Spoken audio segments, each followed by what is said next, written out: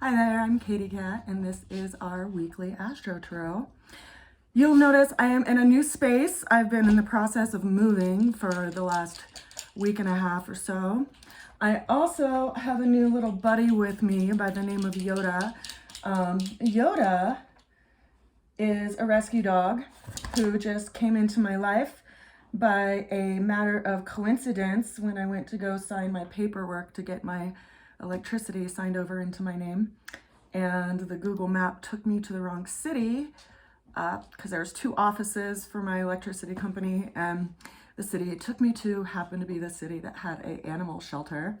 And I've been needing a little furry friend in my life since my last one passed away about 4 years ago. And so this is Yoda, although he seems a little shy at the moment. He's really anxious for a walk. We're going to go ahead and jump into today's tarot, this week's AstroTarot. I find it pretty interesting considering all of the transits that are going on. The opening card that we have for this week is the Eight of Swords. So we see this person looks pretty bound in their situation. They are wrapped with some kind of rope or some kind of cloth, and they're blindfolded and they're surrounded by these 8 swords. Now, something to make note of, since, our first impression of this card is that this person looks like they're in a tough situation. There is sun breaking through the clouds behind this person, and so it is alluding to this timing that needs to take place. So if you feel like you're in some kind of situation where the way that you're thinking about it makes you feel pretty imprisoned by the situation, this is something that's reminding us that the variable of time is something to never discount, because everything gets resolved in time. And having this being our opening card, in a lot of ways, it's putting in our face that we are entrapping ourselves by our own thoughts and what we are choosing or falling into thinking about. Now, the challenge that came in for this week is the Four of Cups, and it was clarified by the Four of Swords. So we have 2 fours that are coming in this challenge and way to get through the challenge position of our reading this week. Now, we see someone who is sitting with their back against a tree, and there's these 3 upright cups in front of them. And there seems to be this single cup that is appearing out of the sky through a little cloud as if it's an offering or some vulnerability or some consideration of the emotional heart. So there's some challenge that is influencing our situation right now, which has an emotional component to it, because there is this 4 of Cups that's showing up here. And if you look at how these are grouped, oh, he wants to go outside. I know you want to. Give me just a second. If you look at how these are grouped, we see the 3 in front of them and 1 coming in. So there's some challenge around our situation that has brought about some kind of vulnerability or new beginning.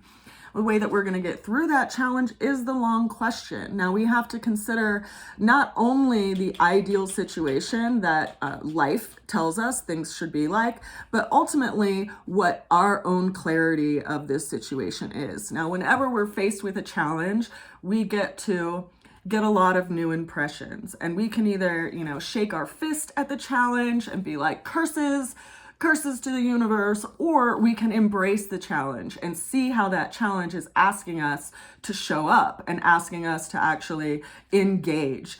Now, I'm bringing this up because we're about to get into some pretty heavy duty cards, and considering where we're at today, we're the 12th of December. We're going to have a new moon tomorrow morning, which means that basically the sun and the moon are going to be in alignment. Now, what's interesting about that is that Mars right now is right in between the sun and the moon in Sagittarius. So we have this grouping of energetics in the sign of Sagittarius. Now, it's important to consider that all of us have Sagittarius in our chart. Now, if at the time that you were born, you were given this kind of snapshot of where all of the planets were placed the moment that you were born. And this whole wheel, was present. And so depending on where your own anchors are in your natal chart, they're going to be getting triggered by these placements, and also the house that your Sagittarius sits in. Now, for instance, my Sagittarius sits in my 4th house. And when Mars went into the 4th house is when I started the process of moving into my new place. It's also interesting because it is about to transit my progressed Sun and my progressed Neptune. And so it's calling me to task around how I want to engage with some certain aspect of my life and my own like family line, because it's in my 4th house. Now, I bring that up as an example because we all have Sagittarius in our chart, in some area of our chart. And depending on the house that it's in, whether it's the 1st house, the 2nd house, 3rd house, all the way around to the 12th house, it's going to be influencing some kind of engaging process in your life that is going to be a new beginning that is starting tomorrow. And it's been in the process of getting engaged as Mars has been going through Sagittarius. Now, consider that Mars entered into Sagittarius on November 25th. And so this engaging process is like calling us to task. Now, the ultimate outcome, there's a lot of cards here, which I want to speak to. Now, we have the first card being the Justice card, which is a major arcana hinting to the energetics of Venus and also Libra. That was followed up by the 7 of Cups, which is emotional illusions of happiness, which I think is something I want to talk to a little bit. That was further clarified by the Page of Swords. Okay, we're going to go outside in a second. Hey, I know, you're trying to open the door. Give me a second. Further clarified by the Page of Swords, which is all about communication and some kind of new beginning, some conversation that is going to be coming up. It's also hinting to the energetics of Mercury and the Mercury retrograde, which we're also going to be going into tomorrow. That also was clarified by the Wheel of Fortune, which is signaling some big change that we are about to engage in. And I'm noting to myself that next time I'm going to walk him first before I do these videos. That was further clarified. Hey, Yoda, give me like 2 more minutes, okay? That was further clarified by the Lovers, which is all about our choice and how we choose to see a situation, also how we engage in a situation, and what is ultimately the background to it. Like what is the motivation behind engaging in this communication or possible partnership. That's further clarified by the Temperance card, which is speaking to these energies in Sagittarius, which is ultimately clarified by the 7 of Wands. Now, we have a lot of energies that are being spoken to here in these cards, and we have a lot of things that are happening and wrapping up at the end of the year as we are in the last couple of weeks of December. Now, when we consider the energy of Sagittarius, which is on the table here, and which the Sun, Mars, and Sun, Mars, and the Moon are all currently in, Sagittarius is the archer, the spiritual archer. They are the ones that ultimately shoot their arrow, hey, stop it, to a higher place, in this hedgehog. And in that process, he aims for something higher. So what is it in you that is being called to level up? And consider that we have the support of the Sun, Mars, and the Moon. And the next time that Mars will be in this proximity of the Sun won't be for another 2 years. So this is a process where we're engaging in some way with ourselves or in our lives where we are leveling up. And it's calling us to have a sense of clarity around it, to also get really sober around our own illusions of happiness and what it actually looks like to have a sense of satisfaction around where we put our energy and effort in life and where we are stealing that from ourselves by our habits or, different routines that we have. The interesting thing to also point out is that this meeting of the anchors between the Sun, Mars, and the new moon are in trine with Chiron, which is over in Aries, and Mars governs Aries, right? And Aries is our sense of self and who we are and how we become and develop from, the lowercase s self to the uppercase s self. Like, what do we learn and engage with in life that calls us to a new level of our being.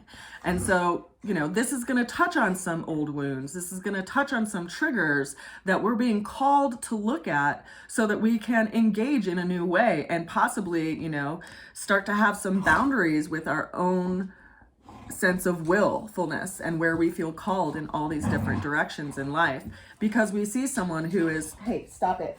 You stop it. No, stop. You chew this.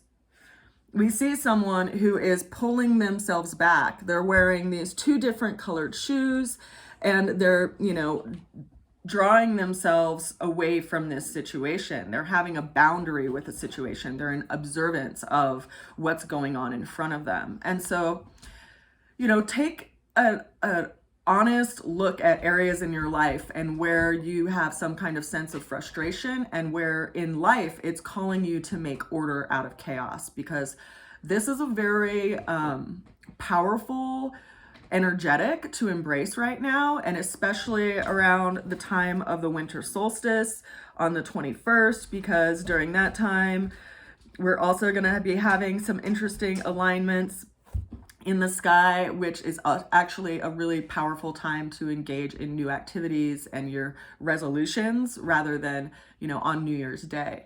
So with all of that said, I do want to point out that we do have Jupiter in retrograde right now, and Jupiter will be coming out of retrograde on the 31st of December. So if you are, in consideration of, where you consider, Jupiter is in Taurus right now, and Taurus is the sign, hey, get down. Taurus is a sign of our beliefs, our resources, agriculture, and, even also like it governs the throat. We also have Uranus over in Taurus right now, which is actually in an interesting relationship. Uranus is going to be going direct at 23 degrees on the 28th of January. So we've been having, it's at 23 degrees retrograde right now. It's going to be going direct at 19 degrees on the 28th of January. And so we have these aspects going on through retrogrades that are bringing something, slowing something down and bringing it closer for us to take a better look at. And when it goes direct, there will be this freeing up of energy. So we may be experiencing a big change come the end of January when Uranus goes direct, and also possibly a fated change when Jupiter goes direct at the end of December. So those 2 energetics have come up on the table today, which is why I'm pointing them out. And there's just, to me, what's interesting in looking at the transits and how these planets kind of move around this diagram is I can see how it is showing up in my life. And I can see, hey, stop it. No. I can see how these movements, no, stop it. I know you want to go outside. Stop.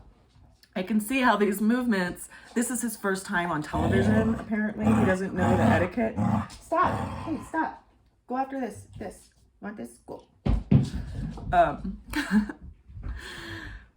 We can see how they actually are influencing our lives. And I'm going to be offering some monthly videos so we can look at those aspects, and also teaching people about how to see these different influences in their own chart. So if you're interested in any of that, feel free to reach out to me at rootsofalchemy.com or send me a message either through Facebook or Instagram or through YouTube.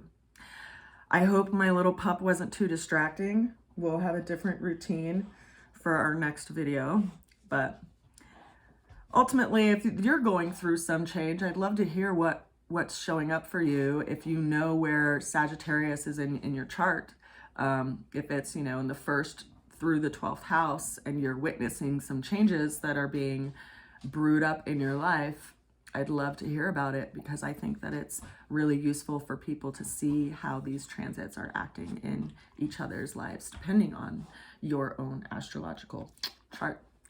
I'll see you guys next week. I hope you have a good weekend, and I encourage you to hold some kind of ceremony for this new moon so that you can step forward toward that which you feel like you need to be a warrior for in your own life. I send you a lot of love, and I'll see you soon. Bye for now.